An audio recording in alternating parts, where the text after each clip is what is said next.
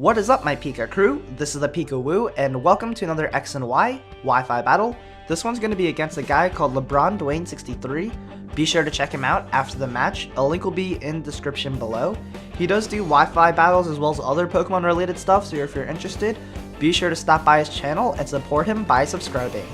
Now, before we start the team preview analysis, I want to address a couple of things.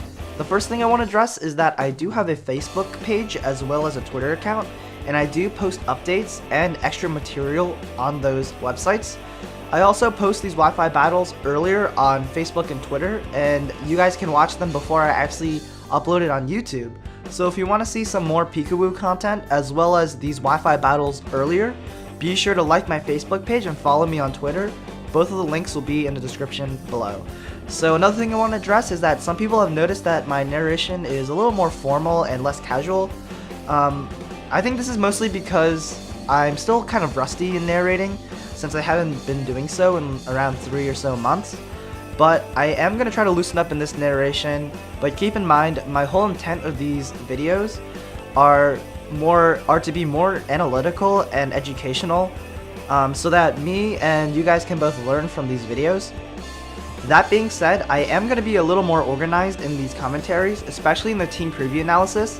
So in the team preview analysis, it's going to be structured in the format of matchup advantages, and then playstyles, and then strengths and weaknesses on each team, so that I provide a little more context before the battle actually starts. So onto the team matchup. So looking at the teams, you can notice that my opponent definitely has the matchup advantage in terms of the roster.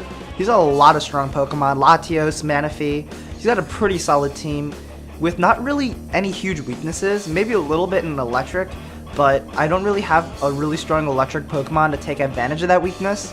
Now on my side, I got a lot of typing weaknesses. I'm pretty weak to fighting, grass, and electric with my team, but overall I don't think that matters too much since my playstyle is more hyper offensive, so it's really just like hit and run type of playstyle, as well as just setting up as many entry hazards and just trying to sweep with one of my offensive Pokemon.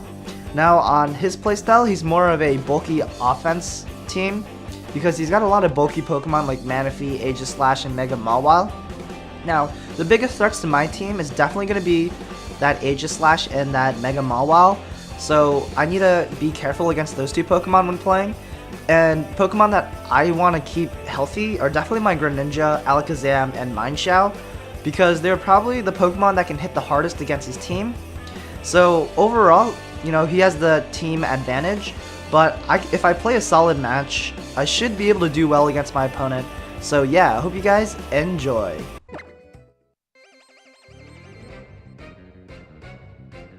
So my opponent's going to lead off with a Latios, while I'm going to lead off with a Gigalith. Now, I do have a Gigalith, mostly because I don't really have any Stealth Rockers that I can use. I'm still training up my Ferrothorn, so that's why I have Gigalith in this match. But anyways, I have Sturdy and I can live any hit from the Latios, but I'm still not comfortable staying in to take a Draco Meteor just to set up Stealth Rocks. Plus, I want to keep my Sturdy intact for his Mawile later on. So I am going to bring in my Klefki to take basically any hit, but he's actually going to double as well, and he's going to bring in his Wobbuffet. Maybe his plan was to trap my Gigalith, Encore me, so then he can bring in Mawile to set up. But I don't really mind the Wobbuffet switch in because I can just set up entry hazards and set up as many spikes early on as possible. But he is going to switch in his Aegislash, and this is a Pokemon that I haven't had too much experience battling against. And I know it's a really dangerous Pokemon, and I know it carries usually Swords Dance, Shadow Sneak, and Secret Sword, but this guy actually has Shadow Ball, so the first thing I did was to Torment it so that he can't go for 2 Shadow Sneaks in a row, and that's really important because it kind of nullifies this Aegislash's sweeping capabilities. Now that I have him tormented, I'm pretty much free to set up some spikes just to get as many entry hazards down as possible. And I do have a lot of options against his Aegislash, even if he does set up successfully against my Klefki. For one, I have a lot of Pokemon that resist Shadow Sneak, and I also have my Gigalith with Sturdy. So for some reason, he does actually switch out here. Not really sure, because he could have taken me out with a Shadow Sneak. Maybe he doesn't carry it, he carries Shadow Ball instead, but usually, like, all Aegislashes carry priority simply because he is a really slow Pokemon. But this is pretty good for me because I am able to basically set up more spikes against this Wobbuffet. Like I said earlier, it is basically setup fodder. So finally he is going to encore me, and I pretty much know what he's going to do. He's going to encore me so that he can bring in his Mawile and basically set up, which is a pretty smart play to have the Mawile and Wobbuffet combination. It is a really effective strategy. So how this strategy works is that Mawile can get a free Swords Dance after I'm locked into a non-attacking move. Plus I can't switch out because that Wobbuffet does have that Shadow Tag ability. So against unprepared teams, this Mawile can be a huge threat because getting a free Swords Dance and having Sucker Punch and Iron Head, it could really dent teams if not sweep teams. So I do have a couple of checks. I do have a lot of Pokemon that resist Sucker Punch and can take +2 Sucker Punches like my Mienshao and my Greninja. And I have my Sturdy Gigalith. Because I have the Sturdy still intact since I'm at full HP, I can live one hit and pull off a free Earthquake. So here my opponent actually surprises me by revealing that he is a subset, so substitute Swords Dance, Sucker Punch, and play Rough or Iron Head as the 4th move slot. It doesn't really change anything. I know I can take a hit and take down the sub with an Earthquake, but he actually gets the flinch, and that is pretty game changing because this gives him a lot of opportunities. This allows him to either take me out and still have a sub still intact, or he can go for the Swords Dance and get +2 attack without a substitute, and he does opt for the second option. So the flinch shouldn't be too game changing. It does enable him to get to +2 attack, but I have a couple Pokemon that can still take a +2 Sucker Punch, being my Greninja and Mienshao. But this flinch and later on another event completely changes the nature of the battle and shifts the match to the opponent's favor. So as you can see, my Greninja comes in, it can take the Sucker Punch 100% of the time and retaliate back with the Hydro Pump, but unfortunately for me, he gets a critical hit and takes me down. So I can bring in my Mienshao here, it can live the hit, but it'll die to Life Orb Recoil, and like I said in the team preview, I need my Mienshao late game. So I have another plan, but this in turn is going to sacrifice my Klefki.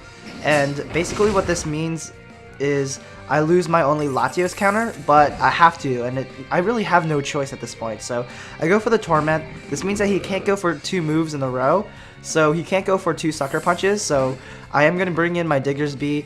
I'm going to lure him into going for the Sucker Punch, and then I'm going to bring in my Mienshao. So he can't go for the Sucker Punch now, and I can take him out with a high jump kick, so I know he's going to switch, and I am going to go for the U-turn, predicting him to switch out, and I'm going to get that switch initiative. So I am going to save myself from the sweep, but I don't kill the Mawile, which should have died against the Greninja. Plus I would still have my Klefki alive, but I'm still kind of grateful that he fell for my strategy because the strategy was pretty transparent, and he could have went for the sub against my Mienshao, and he could have swept me then and there, but luckily for me that didn't happen. So now I am going to bring in my Diggersby against his Togekiss because I have a Choice Banded Wild Charge, and like I said in the team preview, his team is pretty weak to electric, and he can't bring in Wobbuffet because Wobbuffet's not going to take 2 hits with entry hazard damage, so I am going to go for the Wild Charge as he brings in the Aegislash. It is a solid 2-hit KO. Diggersby with Pure Power is extremely powerful, and Aegislash cannot take me out because he's slower than me and I am immune to his priority Shadow Sneak. Now, his Wobbuffet is going to be really hurt. I'm pretty sure I can take him out even if he brings it in because of the entry hazard damage, but he does have the Citrus Berry, and that's going to save him there. That's going to enable him to trap me and go for the counter and take out my Diggersby. So I am going to lose my Diggersby, but I did take down an Aegislash, and that is definitely a trade-off that I'm willing to take. So plus this Wobbuffet is going to get taken down by another Pokemon as I can revenge kill it easier. So I'm just going to bring in my Mienshao just to go for the U-turn and take down the Wobbuffet. Although this enables my opponent to get switch advantage, it doesn't really apply in this case because I only have 2 Pokemon left at this point. Alakazam is my best switch-in at this point anyways because it outspeeds the Latios, whereas my Mienshao cannot, so that's why when I U-turn out and I bring in Alakazam, it is the most optimal move. I'm pretty sure he's going to bring in the Latios or the Mawile to combat my Alakazam. I don't think he's going to bring in Mawile though because he doesn't know whether I have sub or not, so I'm just going to go ahead and just Mega Evolve, try to take out this Latios with a Dazzling Gleam. It is super effective, and I do know Latios doesn't really have the greatest bulk, especially since most Latios are invested in speed and special attack, and rarely in any sort of bulk defense, special defense, or HP. So unfortunately for me, he is going to live and he is going to take me out with pretty much any hit. He does choose a Dragon Pulse, but I am able to hang on with 1 HP, and I am able to retaliate back and take him out with a Focus Blast. Unfortunately, I miss, and I go for the Focus Blast because it takes down the Latios regardless, and it nails the possible Mawile switch-in. I'm still used to the new game mechanic changes, so with hindsight, I really should have went for the Shadow Ball, but I didn't think that Shadow Ball was neutral against the Mawile at that point of the match because I'm just not used to the different changes in the game. So unfortunately for me, I get unlucky, I miss the hit, and I have one Pokemon left, and that is my Mienshao. So Mienshao can take an Air Slash from the Togekiss and can retaliate back with a Poison Jab, and it could take a Scald from this Manaphy and retaliate back with 2 high jump kicks. But unfortunately for me, I can't take down both the Manaphy and the Togekiss, so I can't win. And on top of that, I missed my high jump kick anyway, so that is going to be the match. It is going to be a 3-0 instead of a 2-0, but the game would have been different if the Alakazam and Mienshao were still alive to face the rest of his Pokemon. And it definitely would have been different if I still had that Greninja and Klefki, but unfortunately, you know, events did occur, and I did get a little unlucky, but that is the match. I hope you guys enjoyed. If you guys enjoyed, feel free to leave a like. I'm super grateful for the support for my first video.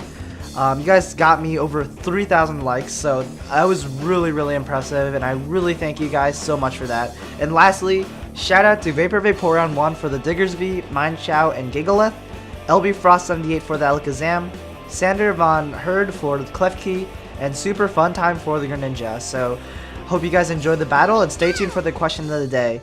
Peace.